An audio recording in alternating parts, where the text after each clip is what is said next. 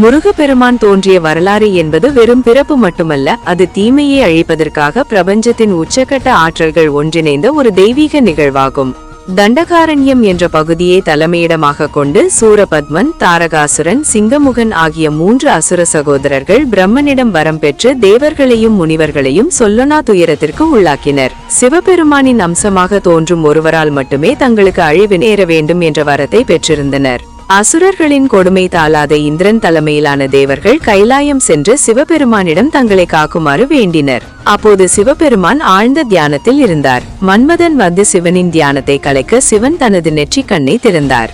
சிவபெருமான் தனது 6 நெற்றிக் கண்களிலிருந்து ஈசானம், தத்புருஷம், அகோரம், வாமதேவம், சத்யோஜாதம் மற்றும் அதோமுகம் ஆகிய 6 அதீத ஒளி மிகுந்த தீப்பிழம்புகளை உருவாக்கினார். அந்த தீப்பிழம்புகளின் வெப்பத்தை தாங்க முடியாமல் வாயு பகவானும் அக்னி பகவானும் அவற்றை சுமந்து சென்று சரவண பொய்கை என்ற குளத்தில் உள்ள தாமரை மலர்களில் சேர்த்தனர். அந்த 6 தீப்பிழம்புகளும் சரவண பொய்கையில் 6 அழகான குழந்தைகளாக மாறின. இந்த குழந்தைகளை வளர்க்கும் பொறுப்பு 6 கார்த்திகை பெண்களுக்கு வழங்கப்பட்டது. இதனாலேயே முருகனுக்கு கார்த்திகேயன் என்ற பெயர் வந்தது. ஒருமுறை அன்னை பார்வதி தேவி சரவண பொய்கைக்கு வந்து அந்த 6 குழந்தைகளையும் அன்புடன் அணைத்தார். அப்போது அந்த 6 குழந்தைகளும் இணைந்து 6 முகங்களும் 12 கைகளும் கொண்ட ஒரே உருவமாக மாறினர். இவ்வாறு 6 உருவங்கள் ஒன்றாக இணைந்ததால் அவருக்கு கந்தன் என்ற பெயர் கிடைத்தது. முருகன் என்றால் அழகு, இளமை, மனம் என்று பொருள். என்றும் இளமையான அழகன் என்பதால் முருகன். சரவண பவன் என்றால் நாணல் காடு நிறைந்த பொய்கையில் தோன்றியவன். ஆறுமுகன் என்றால் சிவனின் 5 முகங்களோடு அதோமுகம் என்ற 6வது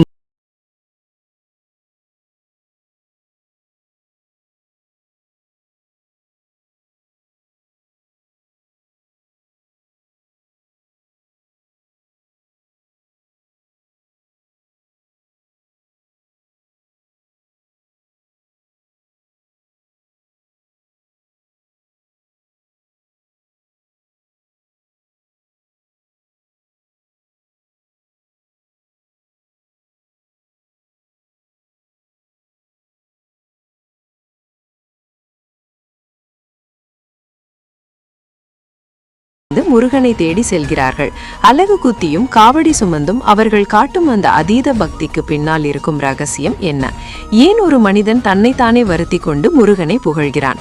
இந்த வழிக்குள்ளே ஒரு பரவசம் ஒழிந்திருக்கிறதா? பாத யாத்திரை செல்லும் போது ஒரு பக்தனின் உடலில் ஏற்படும் மாற்றங்கள் என்ன?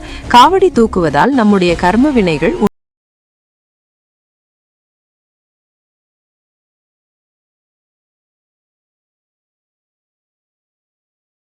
பின்னால் மறைந்துள்ள அறிவியல் உண்மைகளையும் ஆழமாக அலசுவோம். வெற்றிவேல் முருகனுக்கு அரோகரா. உலகெங்கும் உள்ள தமிழ் நெஞ்சங்கள் பக்தி பரவசத்தோடு கொண்டாடும் ஒரு திருவிழா தைப்பூசம். தை பிறந்தால் வழி பிறக்கும் என்பார்கள். ஆனால் தைப்பூசம் வந்தால் நம் வினைகள் அனைத்தும் பறந்தோடும் என்பது ஆன்மீக உண்மை. அன்னை பார்வதி தேவி தன் மகன் முருகனுக்கு தீமையை அழிக்க சக்திவேல் வழங்கிய புனித நாள் இது. இன்று லட்சக்கணக்கான பக்தர்கள் கையில் காவடி ஏந்தியும் காலில் செருப்பின்றியும் உடலில் அலகு குத்தியும் முருகனை தேடி செல்கிறார்களே, இது வெறும் வேண்டுதலா அல்லது இதற்கு பின்னால் பெரிய ஆன்மீக மாற்றமா? இன்றைய பதிவில் பாத யாத்திரை செல்லும் பக்தர்கள் கவனிக்க வேண்டிய முக்கியமான விஷயங்களையும், காவடி மற்றும் அலகு குத்துதலால் நம் உடலிலும் ஆன்மாவிலும் என்ன அதிசயம் நடக்கிறது என்பதையும் விரிவாக பார்க்க போகிறோம். பகுதி 1. பாத யாத்திரை செல்லும் பக்தர்கள் கவனிக்க வேண்டியவை. முதலில் முருகனை தரிசிக்க பல 100 கிலோமீட்டர்கள் பாத யாத்திரையாக செல்லும் பக்தர்களுக்கு ஒரு பெரிய சல்யூட். ஆனால் இந்த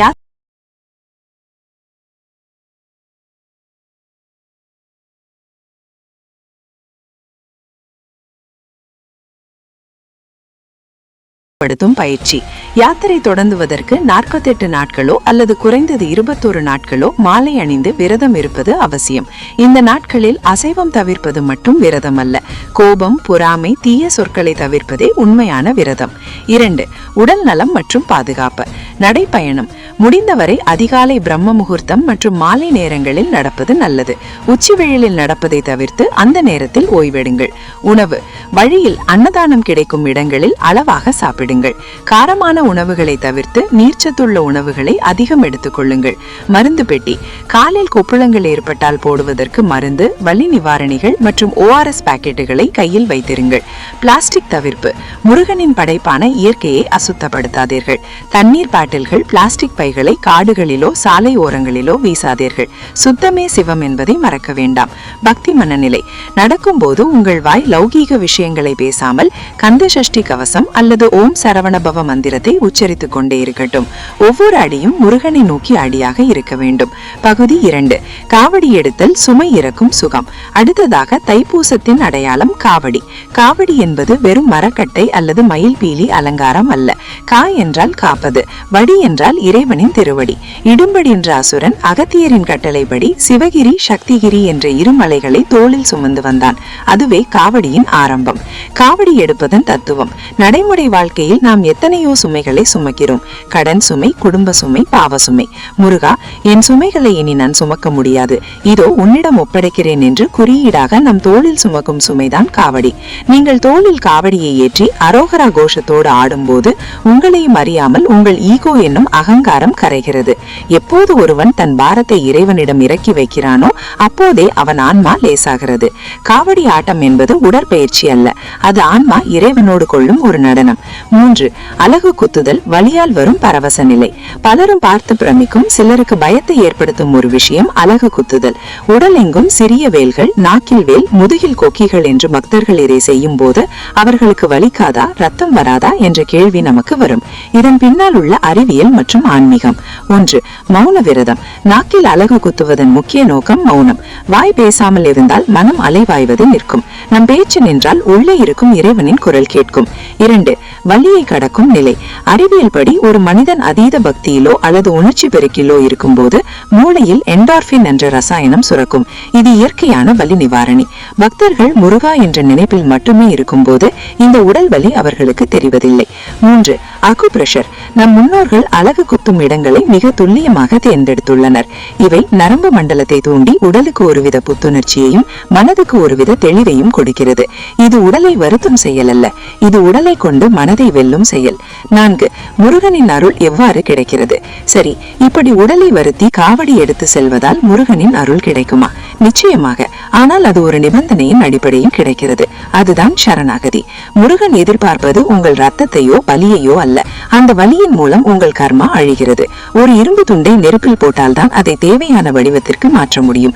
அதுபோல விரதம் மற்றும் நேர்த்தி கடன்கள் என்ற நெருப்பில் நம் உடலையும் மனதையும் போடும்போது நம் புடம் போட்ட தங்கமாக மாறுகிறோம். எப்போது நான் என்ற ஆணவம் அழிந்து எல்லாம் நீயே என்ற நிலை வருகிறதோ அப்போது முருகன் அருள் தானாக வந்து சேரும். தைப்பூசத்தன்று நீங்கள் பழனிக்கோ திருச்செந்தூருக்கோ செல்ல முடியாமல் போகலாம்.